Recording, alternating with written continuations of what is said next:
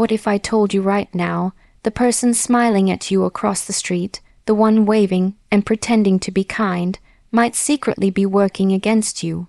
What if the laughter, the compliments, the fake kindness you see is nothing more than a mask to cover an intention so dark that it could quietly destroy your peace, your relationships, and even your health? You see, the most dangerous attacks don't come with a loud warning. They come in silence, disguised as friendship, hidden in plain sight. That's the reality you must wake up to. When your neighbor is practicing witchcraft against you, it won't always look obvious. They're not going to come to your door dressed in black robes with candles and chants. No, they'll hide it in subtle ways. They'll watch you more than anyone else. They'll pay unusual attention to your movements, when you leave, when you return, how you live your life. They'll become obsessed with what you have, because witchcraft feeds on envy and jealousy. If you notice strange gifts left at your door, food you didn't ask for, plants you never planted suddenly appearing, or even strange powders, symbols, or stains near your home, those are not coincidences, those are signs. Someone is deliberately trying to place something in your environment to weaken you. Another way you'll know is through your energy. Have you ever walked into your house after being around that person and suddenly felt drained, heavy, or uneasy, as if something invisible was pressing down on your spirit? That's not just fatigue, that's not just stress. That's what happens when someone spiritually targets you. Pay attention to sudden arguments erupting in your home for no reason, appliances breaking down repeatedly, or your sleep being disturbed with vivid nightmares that leave you waking up in fear. Energy doesn't lie, and if your spirit feels attacked, it probably is. Notice the way they interact with you. Do they seem overly interested in your failures, always asking questions that sound innocent but dig too deep? Do they give compliments that feel more like hidden curses? You have such a beautiful family, it would be a shame if something ever happened. Do you see their face light up when you're struggling but darken when you succeed? That's not love, that's not friendship, that's spiritual warfare masked in human behavior. Have you ever walked outside your door and noticed something that didn't belong there? A jar tucked in the corner of your yard, a powder sprinkled across your doorstep, a plant you never planted, or even food left at your gate? Most people would brush it off, thinking it's nothing, maybe a child playing or just an accident. But here's the truth: nothing that is deliberately placed in your environment is ever by accident. People who practice witchcraft don't always confront you face to face. They use objects as carriers, as tools, to anchor their intention inside your space. It's the oldest trick in the book: hide the weapon in plain sight, so you don't even realize you've been targeted. That's why you must pay attention, because these objects aren't just random, they're symbolic. A jar filled with strange items, a bundle tied with thread, or powders in unnatural colors are not decorations. They're designed to break your energy, to weaken your spirit, to invite chaos into your home without you even knowing it. The moment you step over them, touch them, or allow them to sit there, you're giving silent permission for that negativity to seep into your world. And here's where most people fail: they dismiss it, they ignore it, they laugh it off. But think about it. If someone left a weapon at your door, would you ignore it? If someone left poison in your food, would you eat it? Of course not. So why dismiss something that's meant to spiritually poison your life? Every single object carries energy.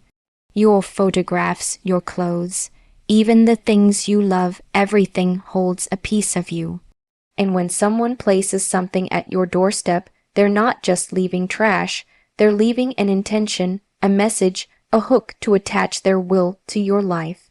That's why it matters to look twice at what shows up around your home. The enemy doesn't always knock loudly. Sometimes they whisper, sometimes they leave clues, And if you don't sharpen your awareness, you'll miss the very thing designed to undo you. And if you really want to know whether someone is working against you, watch how much attention they give to your life. A normal neighbor minds their own business. They'll say hello, maybe share a short conversation, and then move on. But someone with hidden motives never moves on. They're always watching. They know when you leave for work, when you come back, who visits you, what deliveries arrive at your door. They'll ask questions that seem harmless, but go far deeper than they should. What time do you usually get home? How much do you pay for that car? Who was that person I saw with you? It's not curiosity, it's surveillance, and surveillance is always the first step before an attack. People who practice witchcraft need details. They need your name, your habits, your schedule, the intimate patterns of your life, because those details become the very foundation of their rituals. The more they know, the easier it is for them to target you. So when you feel that gaze, when you sense their eyes on you even when you're not speaking, don't dismiss it. When you notice they somehow know more about your life than you've ever told them, don't excuse it as friendliness. That's not kindness, that's information gathering. Think about it in my world in law enforcement. If someone's constantly watching you, following you, asking too many personal questions, we don't call that friendship. We call that surveillance, and surveillance is always linked to a plan. So why would you treat it differently when it's happening at your own doorstep?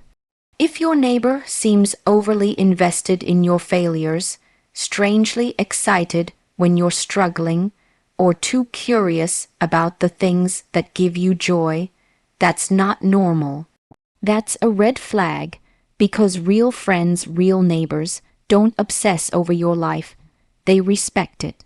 And when someone doesn't, it's time to ask yourself why, and then there's the shift you feel, the kind of change you can't always explain with logic. You walk into your home after passing that neighbor, and suddenly the air feels heavy.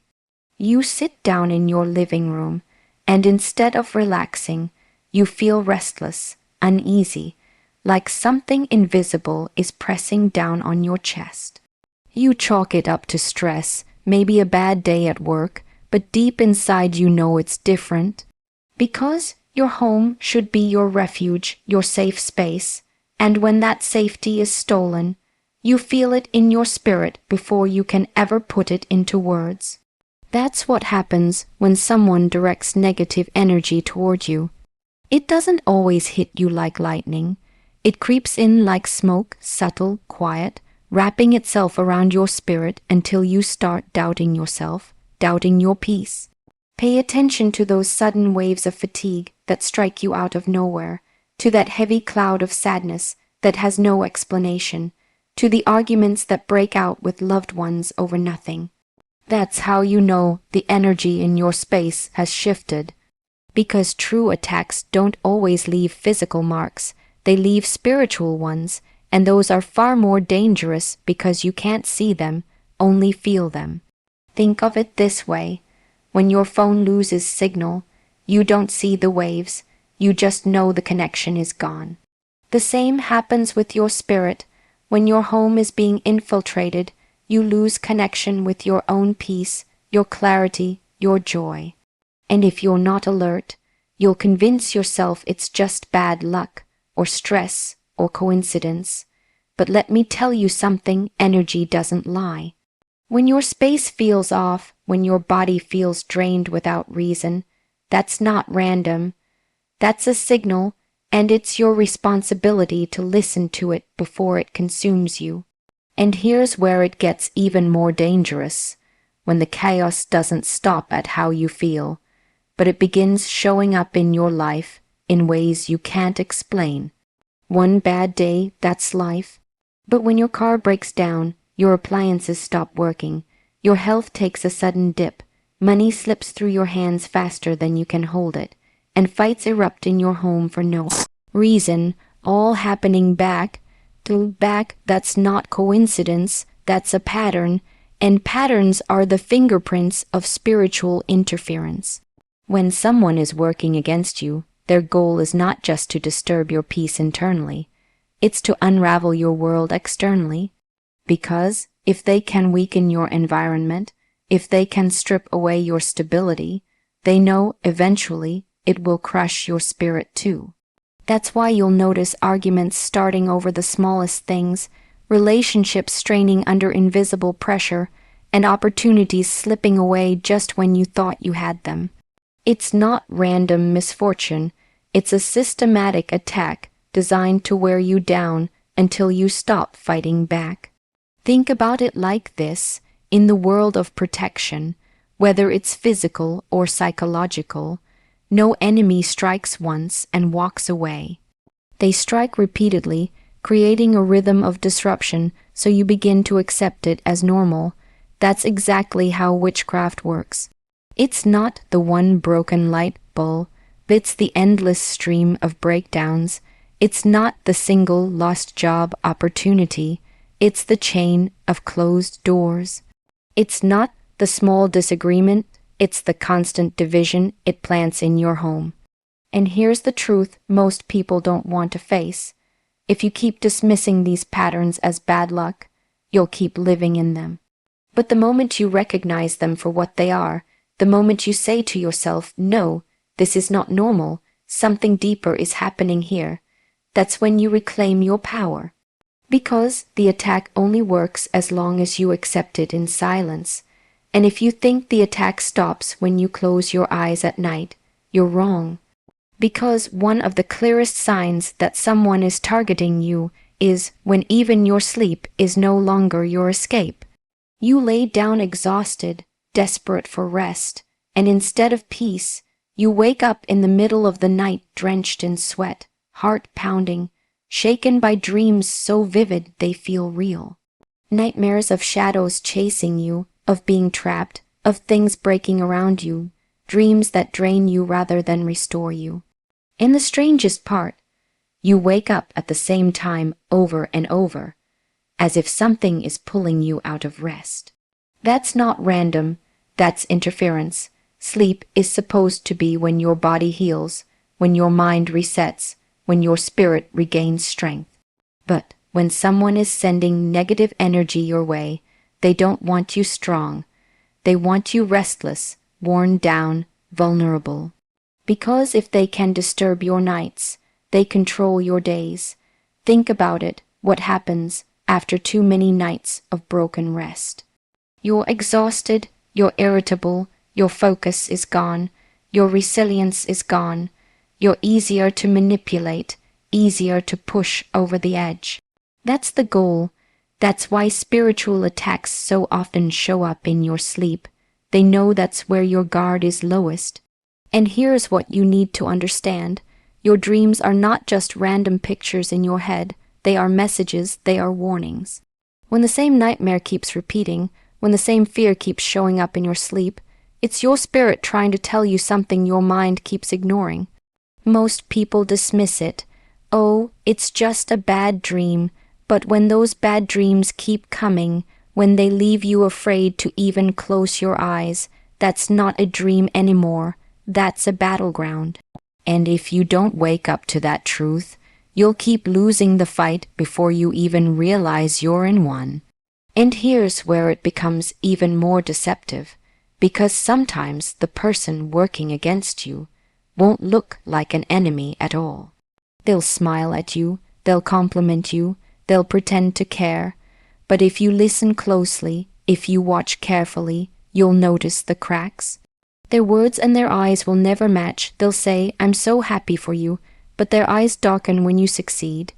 They'll praise your family, your success, your blessings, but there's a weight behind their tone, as if they're speaking life with their mouth, but death with their heart. That's not kindness, that's poison sugar-coated. Pay attention to the subtle digs, the compliments that sound like curses. You're doing so well, but don't get too comfortable. Life can change quickly. Or the phrases that on the surface seem harmless but carry an undercurrent of envy. You're lucky you have what you have. That's not admiration, that's resentment wrapped in politeness. And resentment is always the fuel for witchcraft, because people don't attack what they don't envy. They only attack what they secretly wish they had. The most dangerous enemies are not the ones who shout in your face. They're the ones who clap for you while secretly hoping you fall. They disguise their intentions because they know if they showed you who they really were, you'd never let them close. That's why you must learn to listen beyond words. Watch how they react when good things happen to you. Do they celebrate or do they go silent? Do they show up when you're down but disappear when you rise? That silence, that awkward shift, that fake kindness, that's your warning. Because people can lie with their words, but they cannot hide their energy. Their true feelings will always bleed through in the smallest ways. And when you start catching those slips, when you notice that their smiles don't reach their eyes, that their words don't carry warmth but instead leave you uneasy, believe what you feel. Because that's not love, that's not support, that's betrayal in disguise. You want to know when it becomes undeniable. It's when the mask starts slipping and their behaviors reveal what words can't hide. People who practice witchcraft rarely admit it openly. They thrive in secrecy, in whispers, in shadows. But if you pay attention, their actions will always betray them. Strange smells drifting from their home at odd hours, smoke curling into the night sky when there's no fireplace, chanting or murmuring when they think no one's listening. These things are not imagination, they're signals. They're pieces of a puzzle you're meant to notice if only you'd stop ignoring your instincts.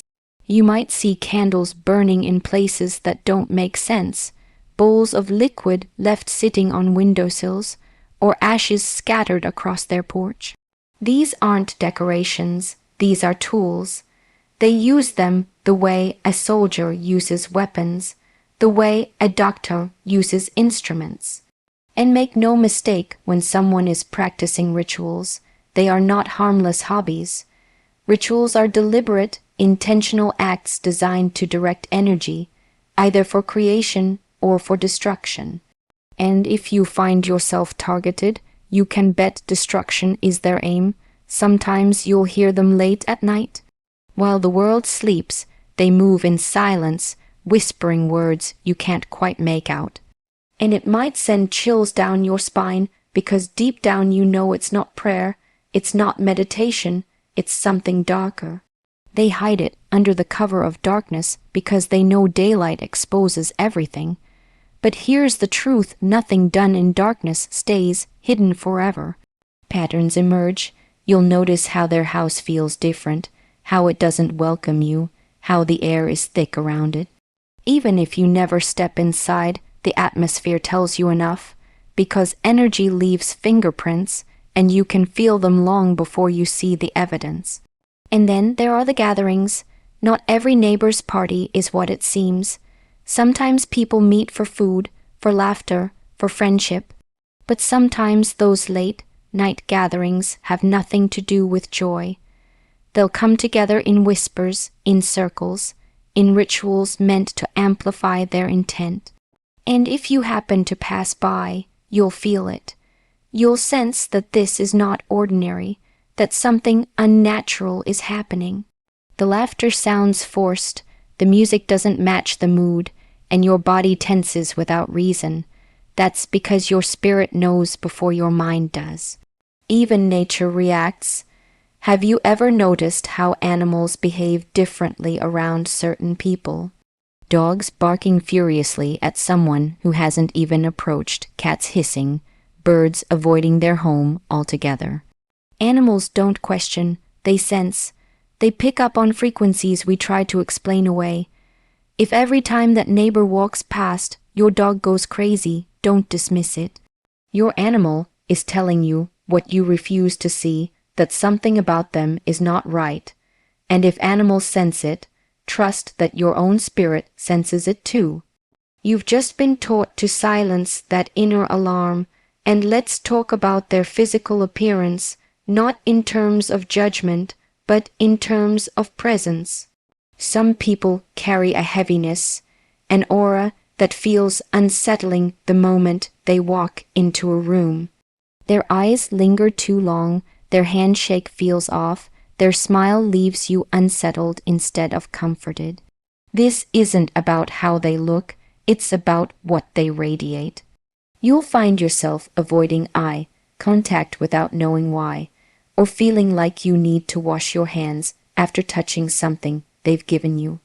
That's not paranoia, that's your intuition trying to protect you. The danger lies in how subtle it all seems. They're not out there with billboards announcing who they are. No, they operate in quiet, calculated steps.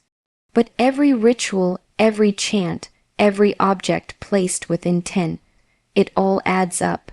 And the moment you stop pretending not to notice, the moment you say, no, this is not normal, something's off here, you begin to take your power back, because here's the truth. What they fear most is exposure. Witchcraft thrives on secrecy. It's only strong when it's hidden. The minute you see it, the minute you name it, its grip begins to weaken. And you must understand these rituals, these behaviors. They're not about strength. They're about desperation. People turn to such things when they feel powerless, when they cannot build their own life, so they try to dismantle yours. They burn candles and chant in the night because they lack the courage to confront their own emptiness in the light. That's not power, that's weakness dressed up as darkness, and weakness always reveals itself in patterns. So when you see those strange behaviors, when you hear whispers, smell odd scents, or notice gatherings that leave the air unsettled, don't dismiss it. Don't gaslight yourself into believing you imagined it, because what you feel is real. Your instincts were given to you for a reason. And if your spirit is telling you that something is wrong, it's because something is wrong. You know what separates those who fall victim from those who rise above.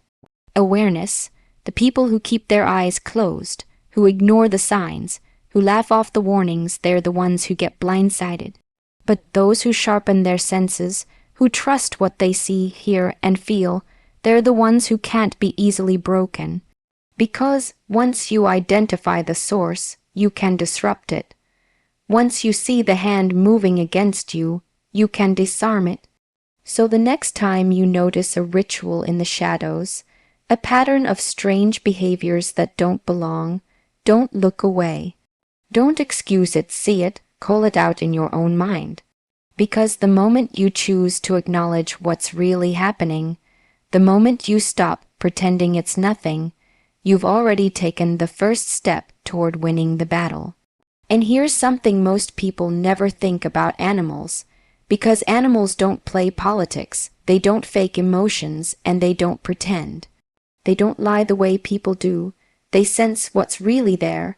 And if you want to know whether the energy around a person is off, watch how the animals react. Have you noticed how your dog goes crazy barking when that one neighbor passes by?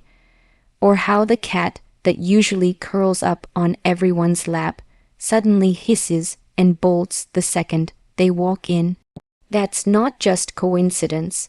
Animals pick up on frequencies that our human minds have been trained to ignore. You see, animals don't second guess themselves. They don't say, maybe I'm overreacting, maybe I'm imagining things. No, if they sense something is wrong, they respond immediately. They growl, they bark, they hide, or they refuse to go near that person. And the truth is, that's nature's built-in warning system trying to protect you. Because if an innocent creature reacts violently to someone who's done nothing obvious to provoke them, that's a sign the energy surrounding that person is polluted, heavy, or dark. I've seen it countless times. A house where the dog barks non-stop at the same window every night. A cat that avoids certain areas of the home as if something invisible is lurking there. Birds that refuse to land near a certain property. These are not random behaviors. Animals are highly intuitive. and they will always react to spiritual disturbances long before you do. But here's the problem. You ignore it, you laugh it off, you say, "Oh, the dog just doesn't like strangers." But why doesn't he like that particular stranger? Why does the cat bolt only when that one neighbor enters? Why do your animals avoid the gifts that person brings? Because animals are not confused the way people are. They don't get manipulated by sweet words or fake smiles. They don't fall for charm. They respond only to energy, and if their reaction is extreme, it's because they sense danger. That's the truth most people are too afraid to admit. Sometimes your dog knows before you do. Sometimes your cat warns you before your mind can process it. And if you ignore those warnings, you're silencing one of the purest signals you could ever receive. The next time you see your animal react, don't dismiss it. Pay attention. Ask yourself why. Because animals don't waste their energy on people who are harmless. They react when something is off, when something in their instinct says, "This isn't safe," and if your animal senses it, you need to trust it. Because they're not just reacting for themselves, they're reacting for you. And here's where you'll see the mask fall completely, when you start to protect yourself. Because the moment you shift your energy, the moment you begin to take back control of your space, the people working against you will feel it. They may not say it out loud, but they'll sense it, and their behavior will change. If you begin to pray over your home, if you start cleansing your space, if you refuse to engage in their games, they'll notice. And suddenly, the way they act around you won't be the same. At first, they might grow distant, avoiding you because your energy no longer accepts theirs.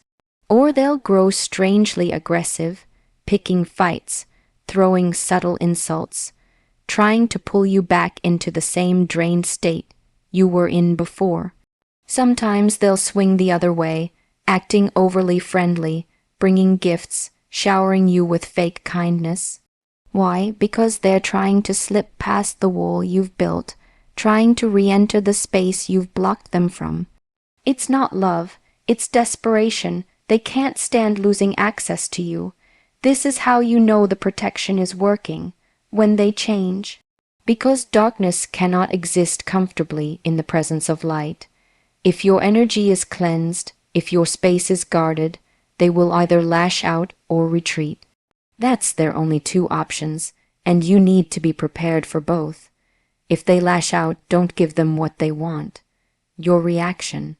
If they try to lure you back in with fake sweetness, don't fall for it. Understand that it's not about the words they speak, it's about the energy behind those words. And once you've started to rise, once you've begun to reclaim your peace, you'll feel that difference immediately. Think of it like breaking free from a manipulator. The moment you stop playing their game, they don't just walk away. They push harder, they pull harder, they twist their tactics because control is what they crave. And people who practice witchcraft are no different. Their spells, their rituals, their energy, all of it is designed to keep you tied down.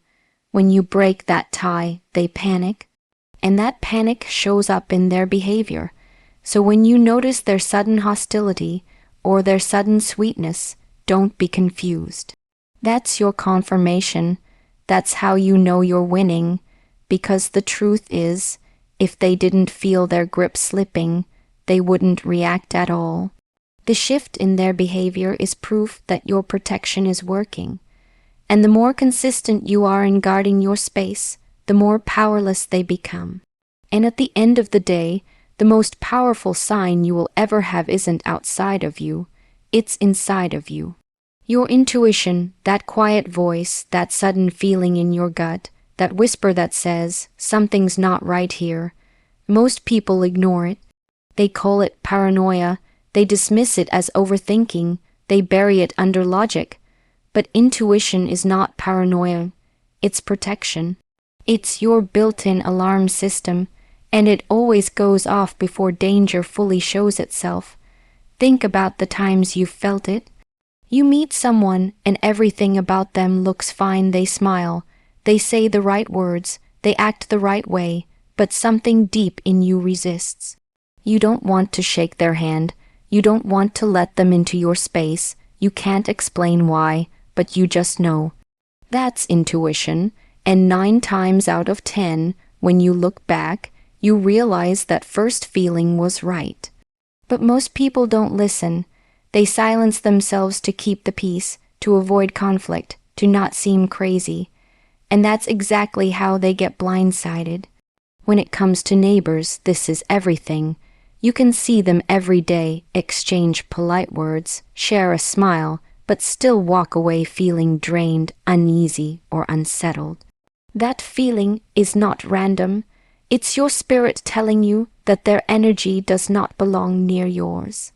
And if you keep ignoring it, if you keep forcing yourself to brush it off, you're choosing to silence your greatest defense.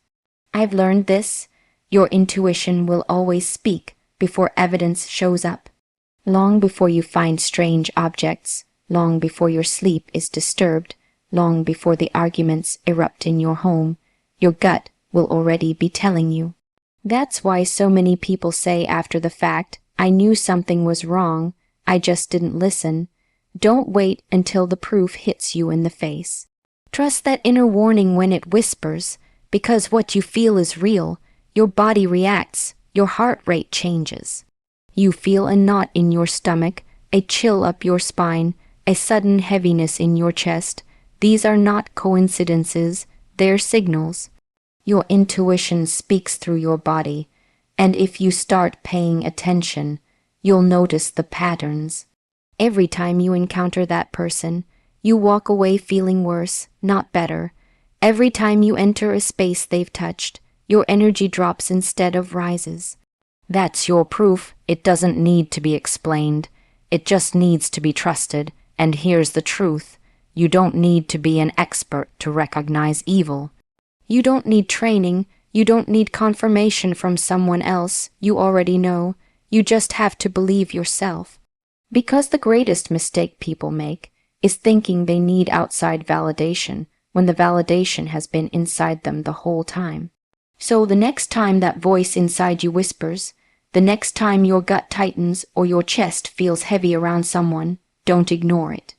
That's your shield. That's your warning. And when it comes to knowing if your neighbor is working against you, your intuition will always reveal it before anyone else does. So, when you put it all together, the signs are never really hidden. You just have to be willing to see them. The strange objects left at your door, the obsessive watching, the sudden heaviness in your home, the misfortunes that line up too perfectly, the restless nights, the fake kindness, the rituals and odd behaviors, the way animals react, the shift when you protect yourself, and most of all, that voice inside of you that never lies. Every piece of it is a clue. Every piece is pointing you toward the truth. And the truth is this: you are not powerless. You are not helpless the moment you recognize what's happening, the moment you stand tall and refuse to let fear control you. You've already broken half their hold. Because darkness only works when it goes unnoticed. But once you see it, once you call it out, once you choose to protect your space and trust your intuition, there is nothing they can do to stop you. Their power dies the second you refuse to give it life. And that is the greatest protection you will ever carry, knowing that no matter what comes against you, your awareness, your strength, and your light will always win.